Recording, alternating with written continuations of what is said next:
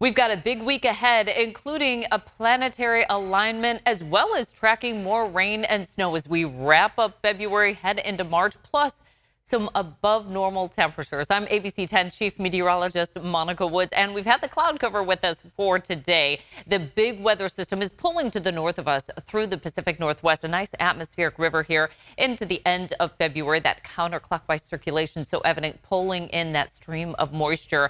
We're not pulling in too much in the way of precipitation, at least through the capital region and south of I-80. A couple of hit and miss showers here, not much in the way of accumulation, but we've got the cloud cover again taking us through the afternoon and even into the early evening as well. As you can see, we hang on to that cloud cover during the peak point in which we can see that planetary alignment. I'll go over that in just a moment. But just after sunset, about an hour or so after sunset, we'll see the peak opportunity between about 7 and 8 o'clock locally. But again, cloud cover is going to somewhat obscure some of that, especially because you need to head out of the city lights to have the optimal viewing.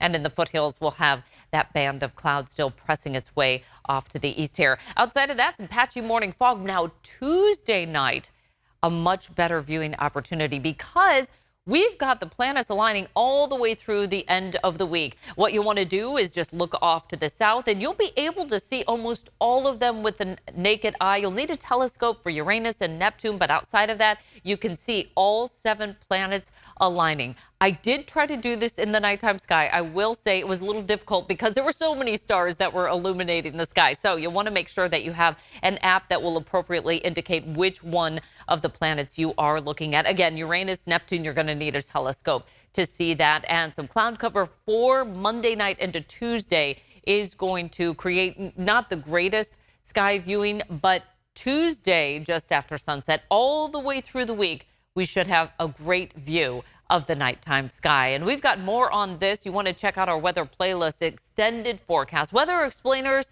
weather and climate specials, and so much more on ABC 10 Plus. Make sure you download it wherever you watch for free on TV. All right, let's dig into it. The rain that we've seen in February has been impressive. We've seen about an inch or so over what we normally get for the entire month. Now, this week we do dry out quite a bit and we warm up. It's going to be a much different end to February, but we saw multiple systems come through, providing us with the needed rain, especially after that very dry January that we had to kick off the new year. Water year so far, February stands out. It was the big time player. And typically January and February are our wettest months. So this was very much in line with what we normally see, except for January was just so terribly dry. It was nice that we saw a wet November and December, and that kind of kicked us off with a good note. But then January hit and it was looking pretty dismal.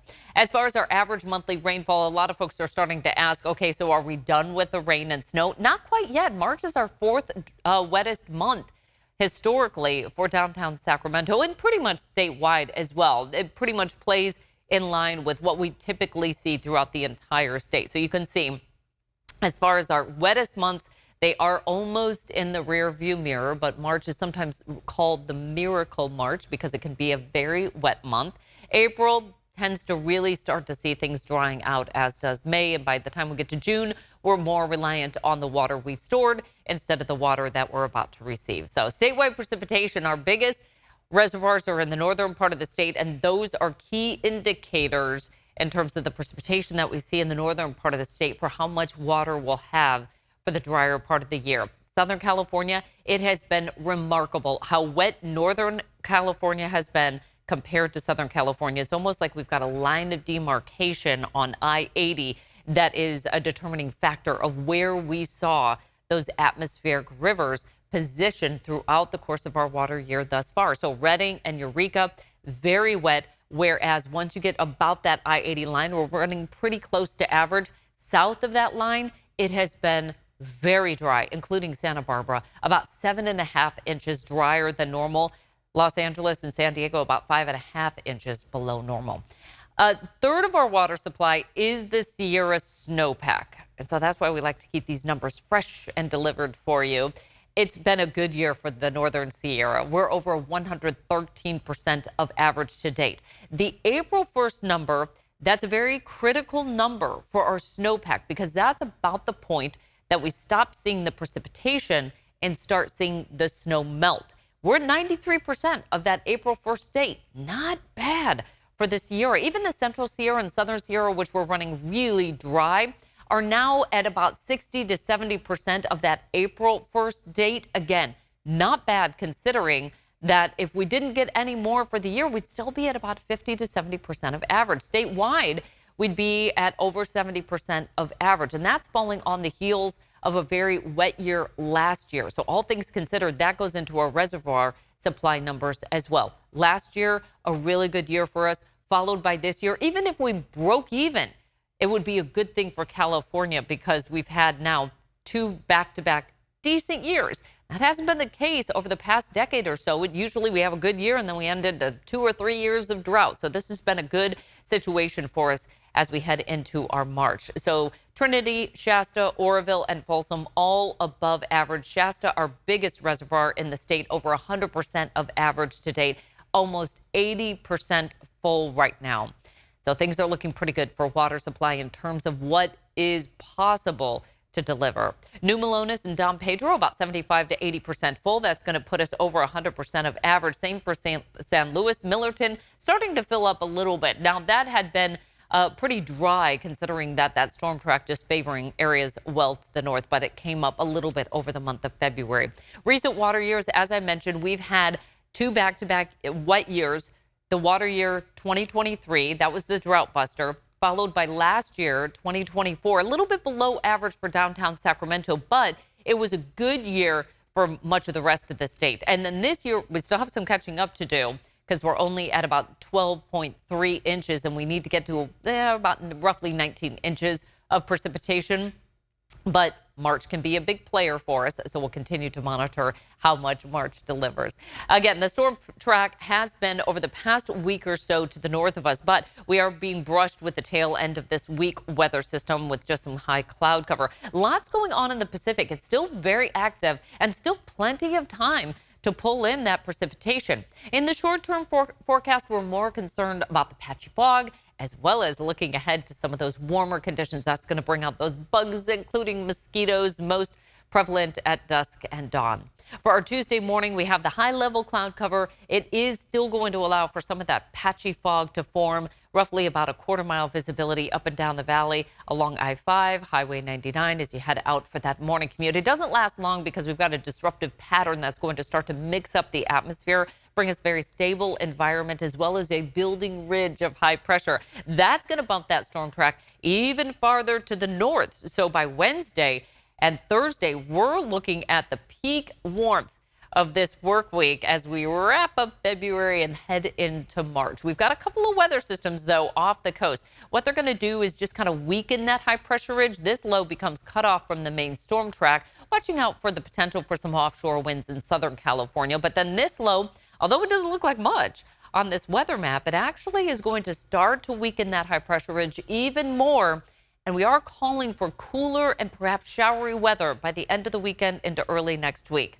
Our short-term forecast, again, favoring the patchy fog tomorrow morning. Then we dig into the abnormally warm conditions. We're talking 10 to almost 15 degrees in some areas throughout the state, above average. That is going to give a little bit of snow melt for the lower parts of the Sierra. But then we quickly turn our attention to a shifting weather pattern. As that high pressure ridge starts to depart, we actually have a cooler than average setup for the beginning of March. And that's going to be through the Pacific Northwest and extreme Northern California, even in parts of Central California. Southern California kind of in that equal chance zone as the warmer air shifts its way off to the east. They need it, though, after that bitterly cold past couple of weeks for February. Likely weather scenario also setting up throughout Northern and Central California. Now you'll also notice that also favors parts of Southern California, which has been largely missing out on those bigger atmospheric rivers. Our drought monitor still showing improvement from just about a week ago, but from earlier this year when we had not a whole lot of the state even in any sort of drought territory, we still see Southern California needing to pick up on some of that precipitation. We have already been talking about how wet Northern California has been, so that's been great. But we're a state that needs to rely on water deliveries and storage. So we continue to monitor what's going on in Southern California as well. We have a pretty dry forecast for the time being until we get into that Saturday, Sunday forecast. Now, the Sierra is going to be hit first, with the potential for some showers starting up as soon as we get to Saturday. Then Sunday becomes a bit more widespread. Still tracking this weather system because it is still several days away. But since it's a weekend, always like to continue to monitor that. And it looks like it hangs around through Monday as well. A little bit of a drier setup then on the heels of that. But again, we've got a very active Pacific and going to continue to watch the potential for more showers to move our way. For our Tuesday, we hit highs in the 50s for the Sierra, much warmer weather pattern, even for the high country, 60s to near 70 as we head into the foothills. Across the coast, a mix of sun and clouds, highs in the 60s to near 70 after morning lows in the 40s. It's been much more mild for the mornings, especially with the cloud cover and a little bit of patchy fog out there. So no frost conditions like what we had to deal with throughout periods of January and February.